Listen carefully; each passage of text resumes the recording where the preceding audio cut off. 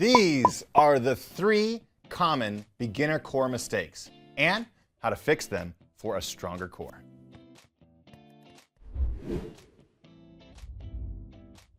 Mistake number 1 is focusing on endurance. You see, the world record in the plank, you probably didn't know, was 9 hours and 38 minutes. But who has the time to do that in their life, right? So instead of focusing on endurance, what you want to focus on with your core is strength. And what that typically means is if you're doing anything for over 60 to 90 seconds, then you're slipping into the category of endurance rather than doing strength.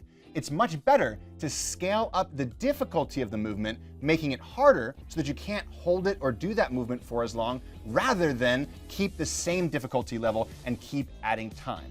Plus, it's much more efficient. As an example of this, if you can hold a plank on your knees for 60 seconds, then maybe you should hold a plank on your feet instead of your knees. And if you can hold a regular plank on your feet for 60 seconds, then maybe you should try holding a Superman plank instead. Each one of these is a little bit harder, reducing the amount of time you can hold that position for, but focusing on strength. Remember that. Don't focus on endurance, focus on strength. Mistake number 2 is too much flexion and extension, just like this.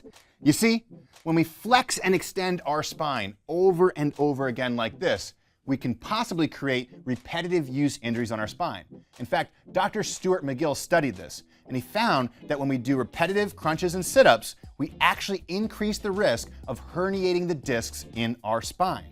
So instead of doing flexion and extension, what you want to do is keep your core rigid in one position as you move the rest of your body. This helps you strengthen your core in a way that's much safer on your back. But don't worry, I'll show you exactly what you should be doing in just a sec to make sure that you don't make this mistake.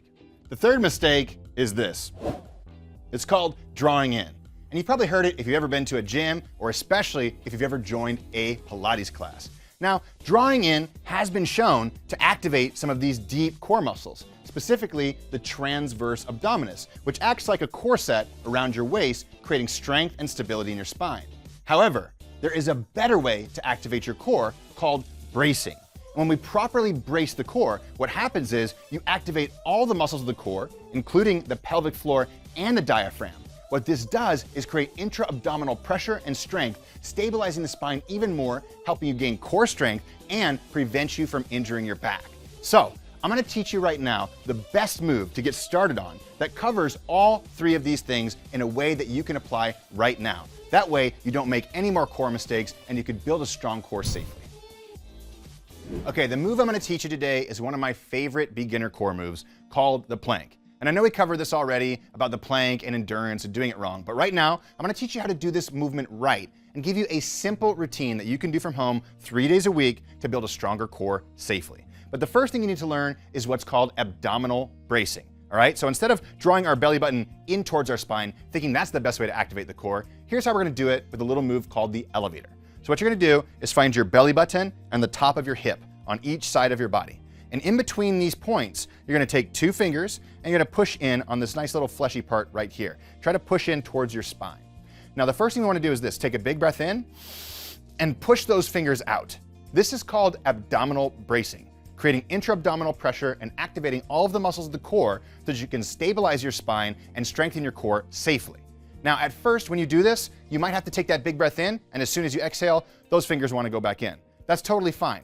Remember that this is not an endurance move where you feel your muscles fatiguing. This is a mind-muscle connection drill that we're using to learn how to stabilize and activate our core muscles. So practice this often, just taking that big breath in and seeing if you can slowly start to exhale and inhale, or have conversations, or start to move while maintaining that lift inside your core.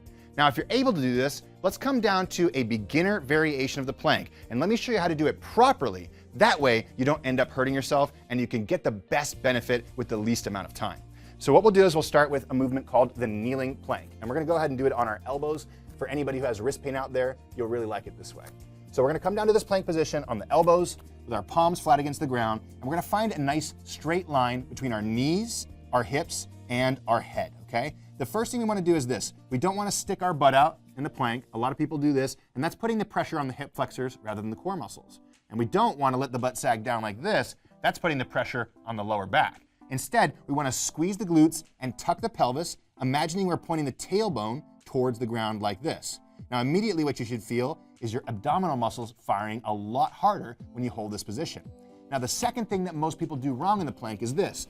They push their arms up to hold the position. And if I push my arms up to hold the position, I'm focusing on my traps and my neck to hold me in that position, and my shoulders.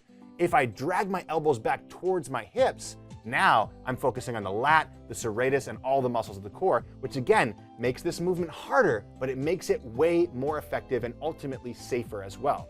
So when you're holding the kneeling plank, press your elbows on the ground and then drag them backwards like this towards your hips to really start to activate your core. Hold this position, trying to create that abdominal bracing effect while you squeeze your glutes and drag your elbows back towards your hips until you start to fatigue.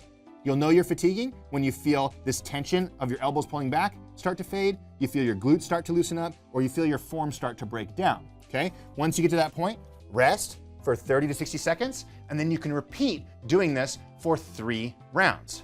Now, since you're doing this and you're trying to see how long it takes you to fatigue, you can also take a look and see, can you hold this movement for 3 rounds of 1 minute?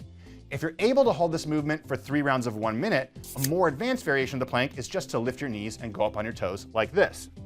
So you'll come into that plank position, come up on the toes, squeeze the glutes, drag the elbows back towards the hips, create that abdominal lift that we talked about for abdominal bracing, and hold this position. Again, trying to aim for 60 seconds while maintaining the elbows pulled back towards the hips, the glutes tight, and the lift in your abdominal region, okay? Now, if that is way too hard, or perhaps even that first variation is too hard for you, then there's another way to do this that makes it even easier that you can practice to make it simple for you and make it less risky on your spine. What you can do is have a chair or a nice sturdy surface like a countertop, and you can come into a plank position using the back of the chair or the surface, okay? So what it looks like is this. Hands on the chair, come into that plank position, squeeze the glutes, pull the hands down, so we're imagining pulling the hands towards the thighs like this, and then create that abdominal lift, and we can practice right here. So this is another fantastic way that's even more beginner that you can practice from home. Again, the goal is to do 3 rounds of 1 minute, choosing the variation that feels like the right fit for you. Oh, and if you're in the middle of this, you can also scale up and down. Go to the hardest one, then go to the middle one, then go to the easier one, if that feels good to you as well. Practice this routine 3 days per week, and you'll build a strong core safely, and it's the perfect routine for beginners. If you are making any of these 3 mistakes, don't sweat it. Every beginner makes mistakes. But that's what we do at WeShape. We teach you how to move your body better so that you can feel better in your body. And if you want to try our workouts that give you personalized movements based on your goals and your skill level, then guess what? You can try out WeShape for free. All you have to do is click link below. Otherwise, if you want more beginner core moves to help you strengthen your core safely, watch this video right here.